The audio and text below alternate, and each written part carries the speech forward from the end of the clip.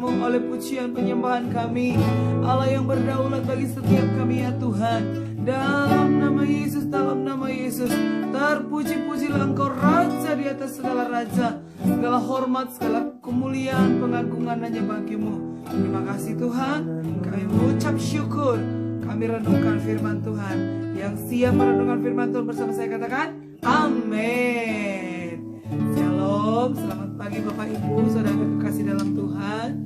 Kita buka Alkitab kita di dalam 2 Tawarik 17 ayat 1 sampai ayat yang ke-13. Ya Bapak Ibu, secara cepat saya akan membacakannya kepada Bapak Ibu semua. Judul renungan kita adalah respon yang benar di saat krisis.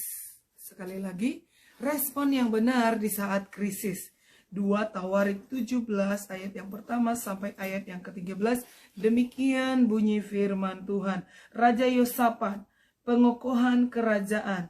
Maka Yosafat anaknya menjadi raja menggantikan dia sebagai pemimpin Israel. Ia memperkuat dirinya dengan menempatkan tentara di semua kota yang berkubu di Yehuda dan pasukan-pasukan pendudukan di tanah Yehuda serta di kota-kota Efraim yang direbut oleh Asa ayahnya.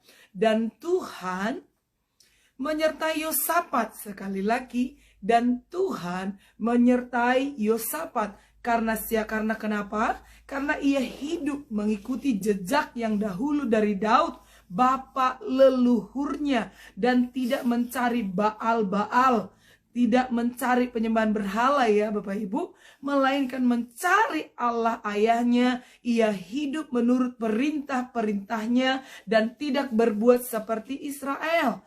Oleh sebab itu Tuhan mengokohkan kerajaan yang ada di bawah kekuasaannya. Seluruh Yehuda memberikan persembahan kepada Yosafat sehingga ia menjadi kaya dan sangat terhormat. Dengan tabah hati ia hidup menurut jalan yang ditunjukkan Tuhan. Pula ia menjauhkan dari Yehuda segala bukit pengorbanan dan tiang berhala. Pada tahun ketiga pemerintahannya, ia mengutus beberapa pembesarnya, yakni Ben-Hail, Obadja, Sakaria, Netanael, dan Mikal, untuk mengajar di kota-kota Yehuda. Bersama-sama mereka turut juga beberapa orang Lewi, yakni Semaya, Netanya, Jebaza, Asael, Semiramot, Yonatan, Adonia, Tobia, dan Tob Adonia, disertai imam-imam Elisama dan Yoram. Mereka memberikan pelajaran di Yehuda dan membawa kitab Taurat Tuhan. Mereka mengelilingi semua kota di Yehuda sambil mengajar rakyat. Luar biasa. Ketakutan yang dari Tuhan menimpa semua kerajaan di negeri-negeri sekeliling Yehuda, sehingga mereka tidak berani berperang melawan Yosafat. Dari antara orang-orang Filistin, ada yang membawa kepada Yosafat persembahan dan perak sebagai upeti. Juga orang-orang Arab membawa kepadanya kambing domba, domba jantan 7.700 ekor, dan kambing jantan 7.700 ekor. Yosafat makin lama makin kuat, menjadi luar biasa kuat. Di Yehuda ia membangun benteng-benteng dan kota-kota perbekalan. Banyak perbekalan di kota-kota Yehuda. Orang-orang perangnya ada di Yerusalem. Semuanya pahlawan yang gagah perkasa. Amin buat pembacaan firman Tuhan. Bapak Ibu Saudara kekasih dalam Tuhan, tadi kisah daripada Yosafat dipilih oleh Tuhan untuk menggantikan ayahnya Asa, bukan untuk menjadi pemimpin Israel. Dan apa yang dilakukan oleh Yosafat? Yosafat, ia memperkuat dirinya Bapak Ibu. Ia memperkuat dirinya, artinya dia menetapkan dirinya. Dia memperkuat keberadaannya. Dan dia sungguh-sungguh bagaimana caranya dia memperkuat dirinya. Bapak Ibu, Yosafat dipilih Tuhan dan diangkat menjadi raja menggantikan ayahnya Asa. Bukan pada masa kejayaan, bukan masa enak-enaknya, bukan masa-masa situasi baik Bapak Ibu. Tetapi Yosafat dipilih menjadi raja menggantikan ayahnya pada masa-masa krisis. Pada masa-masa dikecam Bapak Ibu. Pada masa-masa Di sana bangsa Israel menyembah kepada Baal-Baal, bukit-bukit pengorbanan. Dan Yosafat bangkit sebagai orang yang berbeda dengan pendahulu-pendahulunya. Ia seorang yang sungguh-sungguh hati. Dia seorang yang sungguh kepada Tuhan. Dan kesungguhan hatinya sangat terpuji. Apa buktinya Bapak Ibu? Bukti dari kesungguhan hatinya mencari Allah. Yang pertama adalah yang dapat kita petik pelajarannya. Kesungguhan hati Yosafat terbukti. Yaitu yang pertama, Yosafat menjauhkan Baal-Baal. Hari-hari ini apa yang menjadi Baal-Baal kita? Kadang Baal-Baal kita yang kita tidak yang kita kadang tidak sadarin adalah tanpa kita sadari, tanpa kita mungkin hari-hari tidak menyadarinya adalah keegoisan kita, kesombongan, keserakahan kita Bapak Ibu. Kita kira yang kita lakukan itu adalah baik, tetapi belum tentu benar Bapak Ibu. Nah, sehingga itu menjadi penghalang. Itu menjadi penghalang untuk kita memuliakan nama Tuhan. Untuk kita doa kita dijawab oleh Tuhan. Menjadi penghalang untuk berkat Tuhan turun atas kita. Karena Tuhan tidak mau diduakan. Tuhan tidak mau kompromi dengan dosa. Terang dan gelap tidak bisa bersatu. Sehingga berkat yang dari terang itu tidak bisa menembus, tidak dapat turun atas kita. Karena terlihat di dalam hidup kita masih ada Baal-Baal. Masih ada penyembahan berhala. Masih ada dosa. Masih ada kesombongan. Masih ada iri dengki. Masih ada, kalau orang Batak bilang, hotel. Hosom, elat, tea, late. Ya kan? Nanti Bapak Ibu,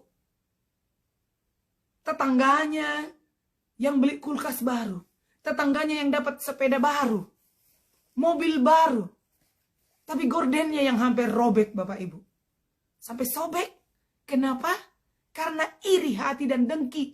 Apalah hubungannya gorden robek dengan kulkas tetangga yang nambah. Mobil tetangga nambah. Dia yang tidak bisa tidur. Setiap berkat datang kepada tetangga. Setiap barang-barang tetangga nambah. Dia intip gordennya. Besok lagi nambah apa lagi. Dia intip gordennya. Akhirnya gorden itu robek Bapak Ibu. Ya. Itu karena apa? Iri dengki. Tuhan tidak kompromi dengan hal-hal yang seperti ini Bapak Ibu. Tentunya ini menjadi seolah-olah kita sedang mempertuhankan kekayaan. Mempertuhankan, melebih-lebihkan sesuatu.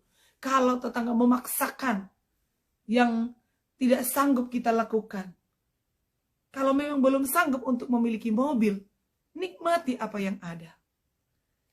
Kalau belum sanggup untuk memiliki rumah yang mewah, jangan paksakan dirimu sampai ngontrak rumah yang mewah yang harganya mungkin 150 juta setahun. Ya kan Bapak Ibu? Ya udah kalau masih mengontrak, kontrak yang wajar-wajar saja. Sambil bisa mengumpulkan demi sedikit, sedikit demi sedikit. Amin. Jangan karena ikut-ikut tetangga. Supaya seperti keren. Dan luar biasa. Jauhkan Baal-Baal itu. Seperti Yosafat. Ia menjauhkan Baal-Baal. Di ayat yang ketiga di sini dikatakan. Bahwa. Dan Tuhan menyertai Yusuf. Nah ini. Kenapa Tuhan menyertai Yusuf? Karena ia hidup mengikuti jejak yang dahulu dari Daud. Bapak leluhurnya, dan tidak mencari Baal-Baal, melainkan mencari Allah ayahnya. Jadi mencari Allah ayahnya, ia hidup menurut perintah-perintahnya dan tidak berbuat seperti bangsa Israel. Yosafat berbeda dari yang lain. Yang kedua, bukti dari kesungguhan hati Yosafat mencari Allah. Yang kedua, ia mau diajar. Belajar dan mengajar. Ia mau diajar, belajar dan mengajar. Bukankah Di dalam Matius 28 Allah memerintahkan, Yesus memerintahkan, yaitu amanat agung supaya kita pergi memberitakan Injil, memuridkan, membaptis orang. Amin. Memuridkan, membaptis orang, dan mengutus. Berarti dengan kata lain, Allah memang mengkehendaki untuk kita diajar, belajar, mengajar, Bapak Ibu. Amin. Apa? Diajar, belajar, mengajar. Sampaikan kepada kiri kananmu, engkau harus mau diajar, belajar, dan mengajar. Jangan pelit ilmu, Bapak Ibu. Ceritakan kepada orang lain. Ajar mereka. Kalau engkau yang sudah tahu firman ini, sharekan. Kalau engkau tahu, engkau diberkati oleh pemberitaan firman ini, ceritakan. Ceritakan kepada keluargamu bahwa engkau harus mengajar mereka. Kesungguhan hati daripada Yosafat. Yosafat pergi dan dia patuh untuk diajar, dan dia belajar dan mengajar, memuridkan. Dia muridkan tentaranya, dia muridkan timnya, dia muridkan bangsanya. Dan dia pergi, tadi dalam pembacaan kita, sampai mereka berkeliling ke seluruh Yudea. Dia panggil orang-orangnya, ada namanya Tobia, ada Tob Adonia, bahkan orang-orang Lewi, Elisama, Yoram, dan sebagainya. Obaza, Zakaria, Netaniel. Dia ajar, dia muridkan. Kemudian mereka utus. Dan bukan hanya diutus timnya saja, artinya bukan hanya diutus imam-imamnya saja. Tetapi dia pun ikut berkeliling, Bapak Ibu. Ini yang sedang kami terapkan hari-hari ini. Kami rindu semua jemaat yang Tuhan percayakan. Kami rindu memuridkan mereka supaya kelak nanti mereka menjadi pemimpin-pemimpin yang dahsyat, pemimpin-pemimpin yang diberkati Tuhan. Karena kita tidak tahu berapa tahun ke depan mereka itu akan menjadi apa. Itu sebabnya kami termotivasi untuk memuridkan jemaat Tuhan, untuk mengajar, tidak pelit ilmu. Jangan pernah menganggap timmu itu adalah saingan. Tetapi bekalilah mereka dengan baik. Bekali anak istrimu, bekali kerabatmu. Dimulai dari Yerusalem, Bapak Ibu. Dimulai dari keluarga kita. Mari muridkan mereka.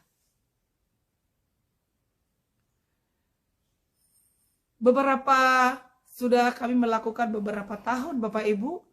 Sering memuridkan anak-anak didik kami dan tinggal bersama dengan kami. Bahkan kita sebagian kami sekolahkan mereka. Kami muridkan dari hari ke sehari. Sehingga kami boleh melihat mereka mengalami perkembangan, mereka mengalami pertumbuhan. Dan sekarang mereka menjadi pemimpin-pemimpin yang handal. Tidak canggung untuk melayani pekerjaan Tuhan. Ada harga yang dibayar. Jadi ketika kita mulai perintisan, membuka gereja, tentunya karena Tuhan suruh ya. Bukan karena kekuatan kita. Kalau karena kekuatan kita, saya pikir kami tidak mampu.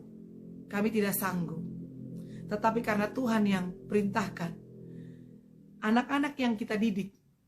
Ketika dipercayakan mereka melayani, mereka sudah tidak tanggung lagi. Karena hari-hari mereka menghidupi gaya hidup dari papi maminya. Mereka menghidupi gaya hidup yang kami lakukan setiap hari. Mereka pelajari dan mereka lihat dan mereka menerapkan. Ketika mereka disuruh untuk membawa renungan yang mungkin dalam jadwal yang Bapak Ibu Saudara tahu, setiap hari Minggu pagi kita menyerahkan mimbar besba pagi ini kepada anak-anak rohani kita. Dan mereka semua sedang belajar di seminari Bethel, Petamburan. Kita tidak egois, Bapak Ibu. Kita berbagi mimbar dengan anak-anak itu supaya apa? Mereka terbiasa dan terlatih. Di gereja juga demikian.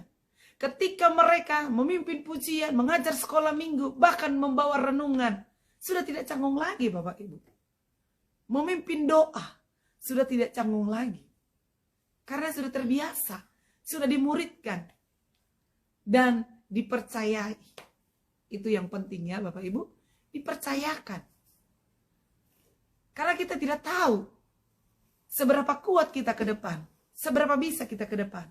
Jadi kita harus mulai dari sekarang mempersiapkan pemimpin-pemimpin baru. Dan kami perdana kemarin malam sudah membuat pemuridan, yaitu belajar tentang dasar-dasar kekristenan. Karena hari-hari ini banyak Bapak Ibu, pengajaran palsu sudah mulai masuk. Banyak pengajaran-pengajaran yang palsu. Hal-hal yang tidak baik. Jadi bagaimana kita untuk bisa mengcover anak-anak rohani kita? Pemuridan. Kawal mereka. Yang kedua, bawa mereka masuk dalam hadirat Tuhan. Tuntun mereka masuk dalam hadirat Tuhan. Ketika mereka terbiasa tenggelam dalam hadirat Tuhan, sayap mereka sudah kuat. Sayap firman Tuhan, pengajaran, dan sayap doa. Sehingga mereka bisa terbang kuat bagaikan burung Raja Wali. Amin. Sama halnya seperti yang dilakukan oleh Yosafat. Yosafat memuridkan, Yosafat mengajar, Yosafat mengutus. Nah, alhasil apa yang terjadi? Kerajaannya semakin kokoh. Yang kedua, musuh-musuhnya melihat dan mereka segan. Mereka enggan untuk memerangi kerajaan Yosafat. Malah mereka datang membawa berkat, membayar upeti kepada kerajaan Yosafat, Bapak Ibu. Mereka datang membawa persembahan. Sehingga hari demi hari, minggu demi minggu, bulan demi bulan, tahun demi tahun, kerajaan yang dipimpin oleh Yosafat semakin kokoh. Alkitab mencatat, tadi sudah kita baca. Semakin kokoh, semakin kuat. Oleh karena apa?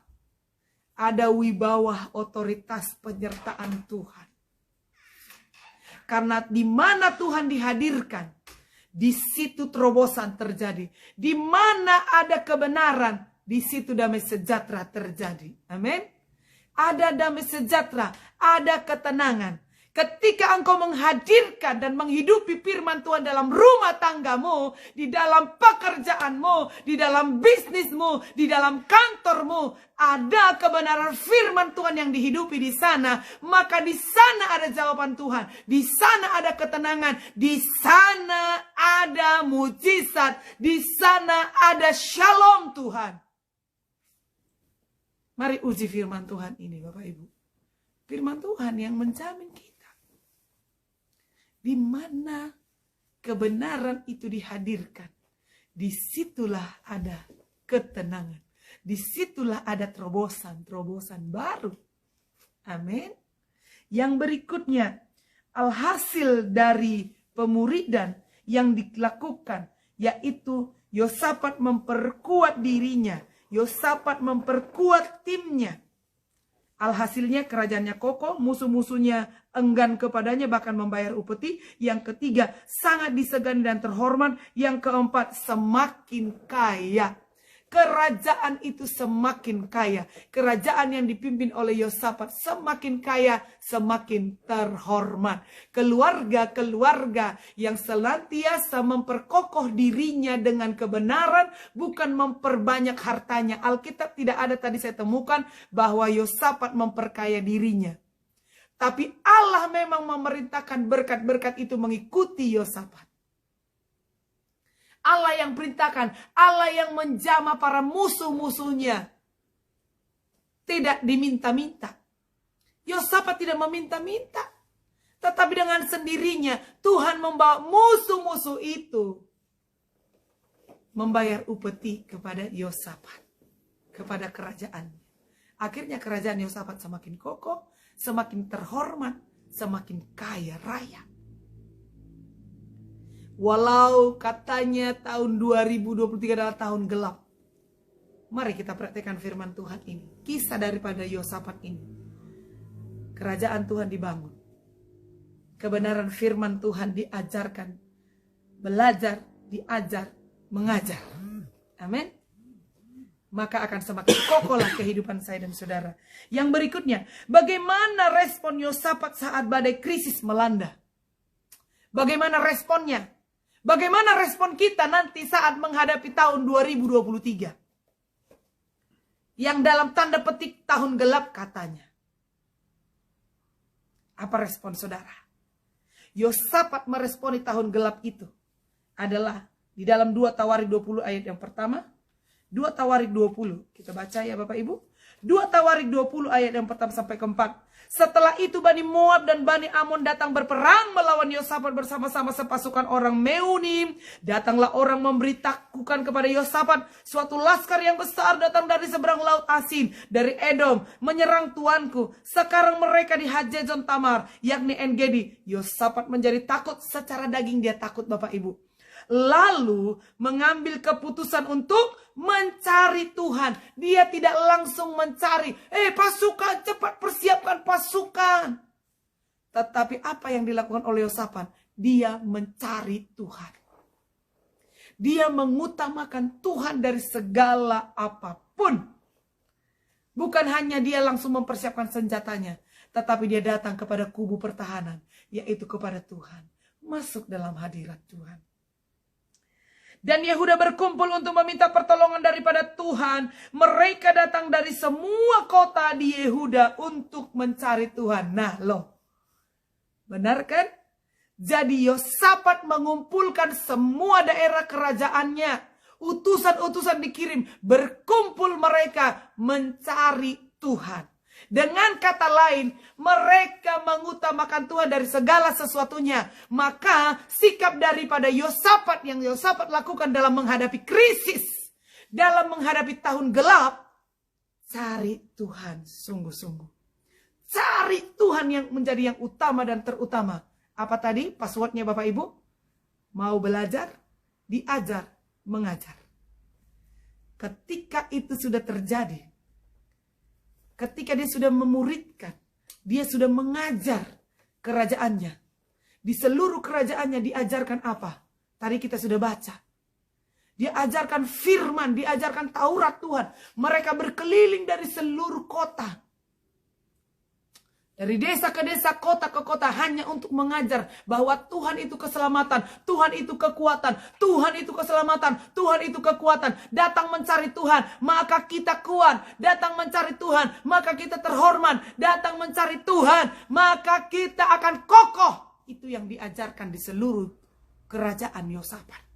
Sehingga benar, seluruh musuh-musuh enggan dan segan kepada mereka sampai membawa upeti. Dan Alkitab mencatat kerajaan yang dipimpin oleh Yosafat semakin kokoh, semakin disegani dan terhormat. Jadi Bapak Ibu, apa yang harus kita lakukan ketika musuh datang menyerang itu dari semua sisi? Mereka merasa terhimpit dari sisi kanan, dari sisi timur, utara, barat, selatan, dikepung. Kerajaan Yosafat dikepung. Tetapi apa yang terjadi? Yosafat bukan untuk langsung heboh mengumpulkan pahlawan yang gagah perkasa. Tadi kita sudah baca. Tetapi dia heboh untuk mencari Tuhan. Dan seluruh kota Yehuda berdoa sungguh-sungguh mencari Tuhan. Dan alhasil Bapak Ibu, kita lihat ya. Apa yang terjadi, mereka sujud dan berdoa dan berpuasa. Jadi Yosafat ini adalah seorang yang suka firman Tuhan. Mereka yang suka belajar, mengajar, dan dengar-dengaran. Yang berikutnya adalah suka doa, suka berpuasa, suka bermazmur. Ya Bapak Ibu, di ayat yang ke-20 dan 21 kita baca di sini. Nanti Bapak Ibu baca lagi selengkapnya. 2 Tawarik 20 ayat yang ke-21 di sini dikatakan bahwa karena itu sesungguhnya Tuhan telah menaruh roh dusta ke dalam 2 Tawarik 20 ayat 21.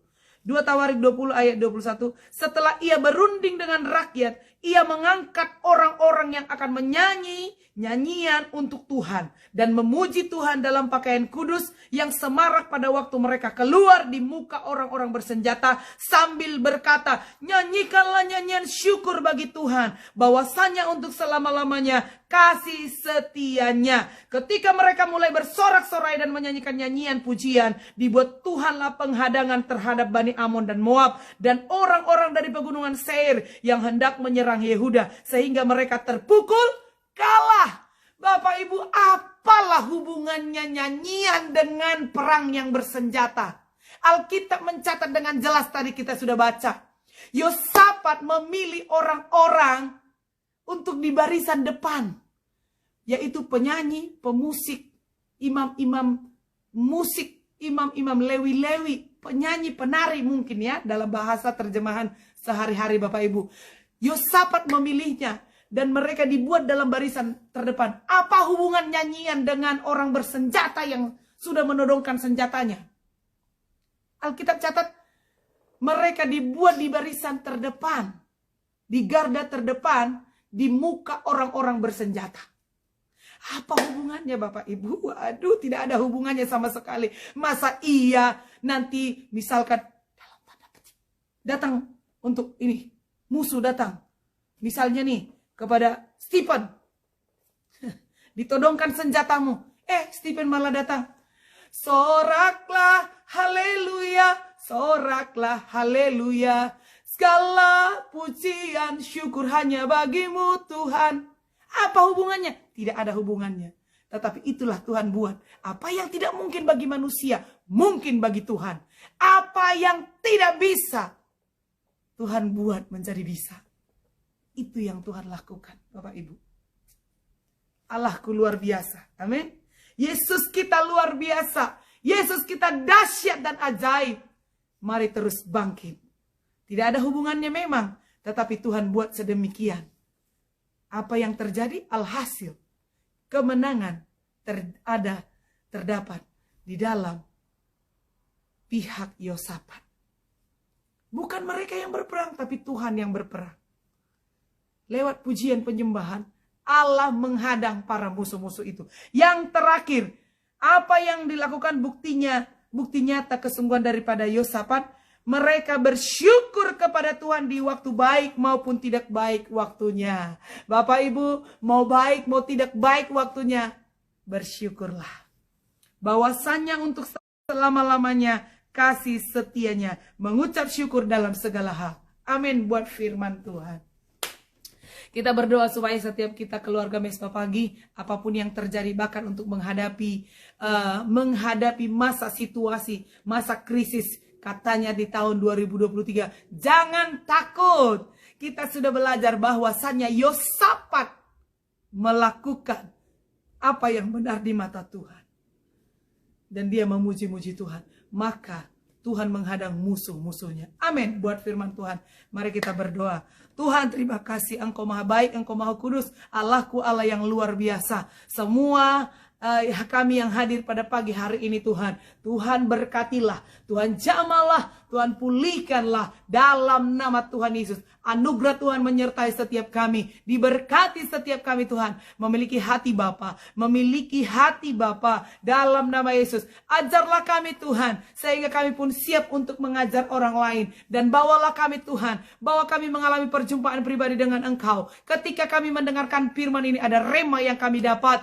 Ketika kami membaca Alkitab, kami menemukan pribadi-Mu. Ketika kami dalam memuji menyembah Tuhan, bermazmur bagi Tuhan, kami menemukan pribadi-Mu. Tuhan, terima kasih. Karena di dalam pribadi-Mu lah terletak kasih, terletak anugerah, terletak kemuliaan, terletak kekuatan kami ya Tuhan. Terima kasih Bapak. Diberkati setiap teman-teman yang ada di Mesbah Pagi, bahkan juga yang ada di Instagram, bahkan juga yang ada di Facebook. Tuhan memberkati Mas Kuan, Ibu Yeni Kaligis, diberkati juga Ibu Puji Pak Roy Tuhan, diberkati Rachel Shop, Ibu Aling, diberkati Cimeli Kotoni Tuhan dan Sudira PT Sudira, diberkati Bapak Ephraim Rema, diberkati Ibu Suhermi Emi, diberkati Bapak Acim, Ibu Sonia, diberkati Stephen Arya dalam nama Tuhan Yesus, Stephen Filipus Tuhan, diberkati juga Mesa Riki di Kalbar, diberkati Kepas Will 96, diberkati Pak Yabes Ibu Dora yang sedang di Cirebon Tuhan dalam urusan-urusan mereka Tuhan, berkatilah dalam nama Yesus, berkati juga Oma yang ada di sana Tuhan dalam urusan kitas. Dalam nama Tuhan Yesus. Diberkati Bapak Sudirman Pak Pahandi Sidempuan. Bapak Alex dalam nama Yesus. Tuhan memberkati Alex semakin sehat. Alex sembuh dalam nama Yesus. Tuhan jamah dalam nama Yesus. Semua sakit penyakit rontok dari kehidupannya dalam nama Yesus. Semua kami teman-teman yang kami sebutkan Tuhan. Jikalau mereka dalam keadaan sakit, mari Tuhan jamalah dalam nama Yesus. Tuhan tolonglah dalam nama Yesus. Dalam nama Yesus Kristus Tuhan. Dalam nama Yesus. Mujizat Allah boleh terjadi. Segala pergumulan